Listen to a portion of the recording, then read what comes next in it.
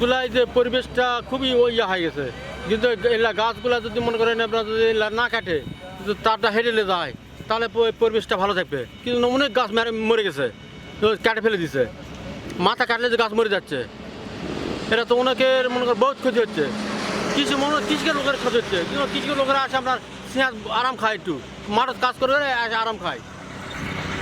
তো এটা তো উচিত, এইভাবে উচিত হচ্ছে না। তো এটা আপনার তারটা হেঁটে গেলে ভালো হবে।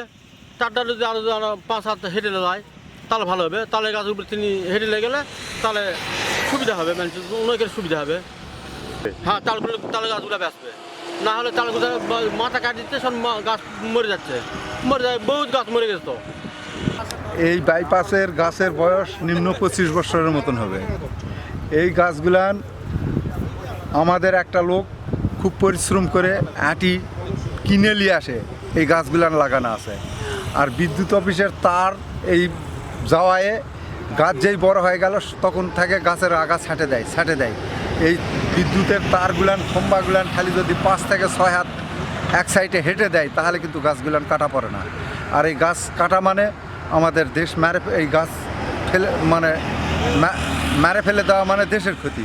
আমাদের কৃষকেরা মনে করেন যে মাঠে ঘাটে কাজ করে এই ছায়াত আসে একটু রেস্ট করে, সে রেস্ট পর্যন্ত আর করতে পারে না। গাছগুলান মারা যাওয়াতে আমাদের দেশের ক্ষতি। বিদ্যুৎ অফিস এটা মনে করেন যে চরম আমাদের একটা ক্ষতি করতেছে দেশে। হ্যাঁ, পরিবেশেরও তো সমস্যা। একটা বিদ্যুৎ চমকালে ওই গাছের উপরতে যায়, গাছ থাকলে মানুষের অক্সিজেন পায়। এইগুলান তো সরকারি লোক হয়েও বোঝে না, এসে ক্ষতি করে চলে। গাছগুলার বয়স হবে তা 15 থেকে 20 বছর। আমাদের এখানকার কয়েকটা মলবি লাগাইছে, কিন্তু এই গাছগুলা তৈরি করতে গেলে বহু পরিশ্রম লাগিয়েছে। কিন্তু এই গাছগুলো এখন যে পৃথিবীর থেকে আসা যে গাছগুলা কাটিচ্ছে, এটা আমরা অনেক বাধা সৃষ্টি করেছি, কিন্তু তারা শোনে না। কিন্তু তারা আসে এই গাছগুলা কাটা, কিন্তু এই থুম্বাগুলো আরও ওরা বলে যে তারত লাগে, তার ওই থুম্বাগুলো আরও ওইদিকে যদি দিত, রাস্তার সাইডে দিত, তাহলে এই গাছগুলা তো ওদের কাটা উচিত ছিল না। কিন্তু আমরা এই বিলেতে আসি, অনেক সাধারণ লোকজনও যায়, কিন্তু ঘটনা হচ্ছে ছিঁয়ার দাঁড়ায়, কিন্তু ওই ছিঁয়ার দাঁড়ালে অনেক আরামে পড়ে, কিন্তু সে থেকে বঞ্চিত। কিন্তু ঘটনা হচ্ছে এরা যে মনে কর গায়ের জোরে যেটা কাটিছে পৃথিবীর থেকে, এটা উচিত নয়।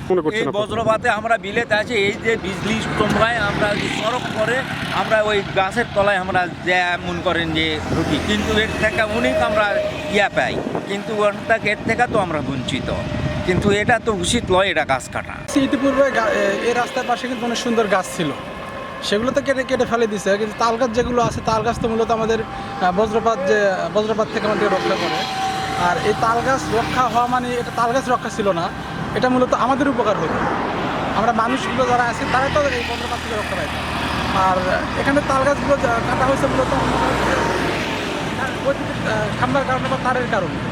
তো এটা যদি সরকার যদি যথাযথ একটা পদক্ষেপ নিত, যে বৈদ্যুতিক পোলগুলো যদি সামান্য একটু দূরে নিত, তাহলে তাল গাছগুলো রক্ষা পেয়ে যেত। এতে করে আমাদের পরিবেশের ভারসাম্যটা ঠিক থাকতো, আমরা বজ্রপাত থেকে এটা আসলে যুক্তিসঙ্গত মনে করতেছি না। কারণ একটা তাল গাছ, এই গাছগুলো কিন্তু একদিনে তৈরি হয়নি। সরকার যদি মনে করতো যে তাল গাছগুলো একদিনে তৈরি হয়নি, এই গাছগুলো নষ্ট না করে আমরা বিকল্প হিসাবে আমরা এই বৈদ্যুতিক পোলগুলো সাইডে নিতাম, হ্যাঁ, তাহলে হয়তো বা ভালো হতো। হ্যাঁ, গাছগুলো আমাদের রোডের জন্য অবশ্যই একটা সৌন্দর্যের প্রতীক হয়ে দাঁড়িয়েছিল। নওগাঁ আনাচে কানাচে সব দিকে আমাদের এই তাল গাছটা একটা সৌন্দর্যের প্রতীক হিসেবেই দাঁড়ানো, যে কারণে সব রোডেই তাল গাছে একটা অবশিষ্ট বিদ্যমান দেখতে পারি আমরা। বর্তমান সময়ে রোডের দৈর্ঘ্য বাড়ানোর কারণে অনেক গাছই কাটা পড়েছে, শুধু বেঁচে ছিল এই কয়েকটা তাল গাছ। এখন এই গাছের মাথাগুলো কেটে দেওয়ার কারণে এই গাছগুলো বেশি দিন বাঁচবে না। দিন শেষে আমরা পরিবেশগতভাবে ক্ষতিগ্রস্ত হয়ে যাচ্ছি এবং আমাদের রাস্তার সৌন্দর্য নষ্ট হয়ে যাচ্ছে। আশা করব কর্তৃপক্ষ এই বিষয়গুলো নিয়ে, যারা রোডের দায়িত্ব আছে, তারা যেন গাছগুলোকে সংরক্ষণ এবং ভবিষ্যতে আরও ভালো কিছু করার প্ল্যান করে। এবং বিদ্যুৎ বিভাগকেও বলবো তারা যেন তাদের কাজগুলো, তাদের যে অবকাঠামোগুলো আছে সেগুলো এমনভাবে করা উচিত যাতে আশেপাশের কোনো কিছুর পরিবেশের ক্ষতিগ্রস্ত না হয়। যে তাল গাছের মাথা কেটে দিয়েছে, এটা রাষ্ট্রীয় সম্পদ যদিও হেফাজত করার জন্য করেছে, কিন্তু গাছ বাঁচলে মানুষ বাঁচবে।